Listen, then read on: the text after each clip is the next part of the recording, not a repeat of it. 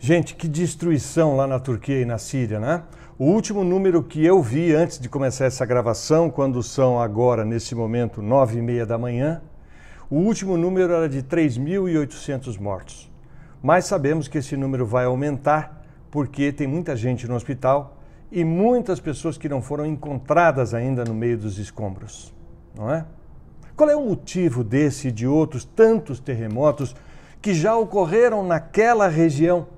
Ali, Turquia, Síria e países da vizinhança. Acontece que esses países ficam sobre placas tectônicas que se chocam com alguma frequência. E aí você vai perguntar, sim, Brito, mas o que são placas tectônicas, afinal de contas? Para você entender, nosso planeta, o planeta Terra, mal comparando, é como se fosse um ovo, tá? Um ovo gigantesco. E as placas tectônicas seriam a casca desse ovo. Só que essa casca dividida em mais de 50 partes. Ou seja, mais de 50 placas tectônicas. Dá para entender? A Turquia fica num lugar que eles chamam de Falha de Anatólia. Os geólogos chamam de Falha de Anatólia. Entre duas placas tectônicas. A placa da Euroasiática e a placa africana. E por isso mesmo, fica numa das zonas de mais incidência de terremotos do mundo. Para vocês terem uma ideia, em 1999, num terremoto anterior, 17 mil pessoas morreram lá. E desde 1990, já foram registrados 58 terremotos naquela região. Terremotos com magnitude acima de 7.0. O terremoto atual, esse de agora, 7.8. Essas placas tectônicas que eu estou falando têm milhões de quilômetros quadrados, imaginando a extensão, e uma profundidade que chega a 250 quilômetros. Abaixo delas, o que tem? Das placas tectônicas?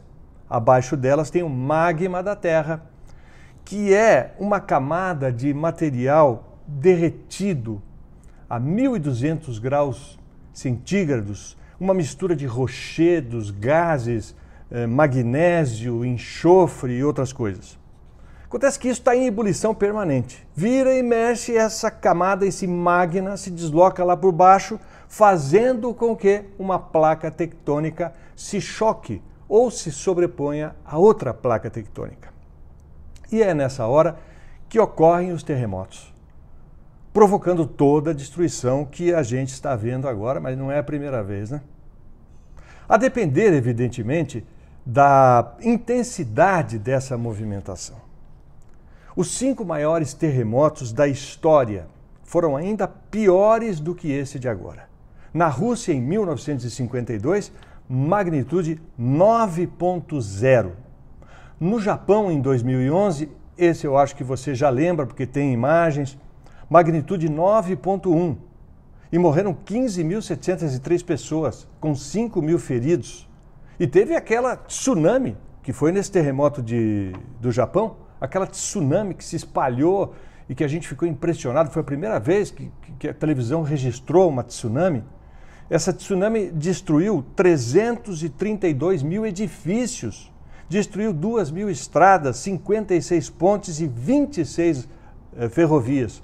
Teve também outra consequência, que foi o acidente nuclear da usina de Fukushima. Então, esse do Japão em 2011 foi um estrago tremendo.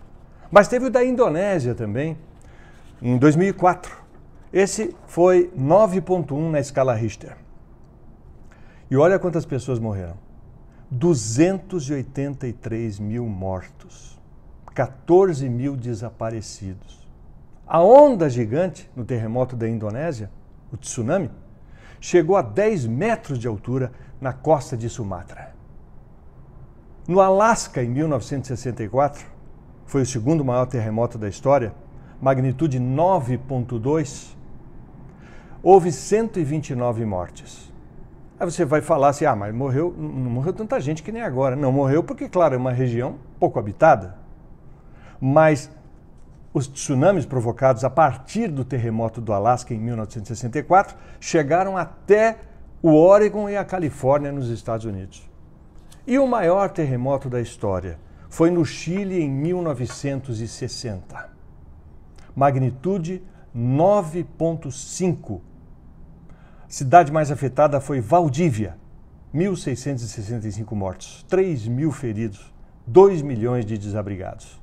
O abalo sísmico, no Chile, teria liberado energia equivalente a 20.000 bombas atômicas, como aquela que destruiu Hiroshima na guerra. E os tsunamis provocados por esse terremoto que eu estou falando aqui, que foi o maior da história, no Chile, chegaram a ondas de 25 metros. Invadiram lá Havaí, Filipinas, Japão. Nesses locais, que não estavam no epicentro, 200 pessoas morreram só por causa dessas tsunamis. Mas e no Brasil? Qual é o risco que o Brasil tem de viver essa tragédia, de ter grandes terremotos com grandes destruições? A princípio, gente, nós não temos chance de ter grandes terremotos. Ainda bem, né? Porque graças à formação geológica, o nosso país fica bem no meio da placa tectônica da América do Sul. Quer dizer, essa placa é bem maior do que todo o nosso território nacional. A gente está no meio dela. E os abalos costumam acontecer nas bordas das placas tectônicas, como infelizmente está acontecendo neste momento lá na Turquia e na Síria. Inscreva-se no canal e ative as notificações. Aqui eu sempre trago novidades, sempre procuro aprofundar um pouco mais os assuntos. Se a gente não sabe, a gente pesquisa, mas o importante é traduzir a notícia para você.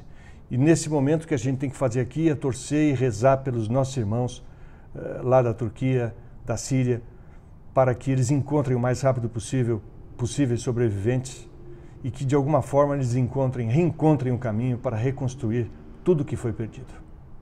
A gente se fala na próxima crônica aqui do Lado B, a notícia com o Brito Júnior. Tchau.